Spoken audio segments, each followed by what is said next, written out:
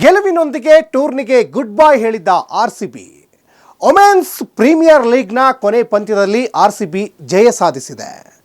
ಬೆಬ್ರೋನ್ ಸ್ಟೇಡಿಯಂನಲ್ಲಿ ನಡೆದ ಪಂದ್ಯದಲ್ಲಿ ಮುಂಬೈ ಇಂಡಿಯನ್ಸ್ ತಂಡವನ್ನು 11 ರನ್ಗಳ ಅಂತರದಿಂದ ಸೋಲಿಸಿ 2025ರ ಮಹಿಳಾ ಪ್ರೀಮಿಯರ್ ಆವೃತ್ತಿಗೆ ಗುಡ್ ಬೈ ಹೇಳಿದೆ.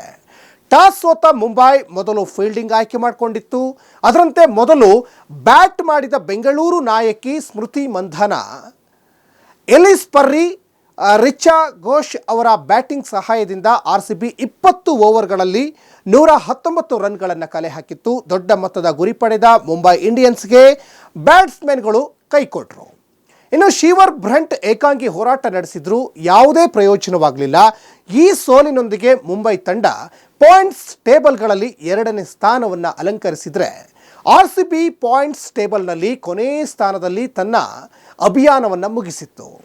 ಇನ್ನು ಪ್ಲೇ ಆಫ್ ಹಂತಕ್ಕೇರಿರುವ 3 ತಂಡಗಳ ಪೈಕಿ ಡೆಲ್ಲಿ ತಂಡ ಇದಾಗಲೇ ಫೈನಲ್ ಪ್ರವೇಶ ಮಾಡಿದೆ.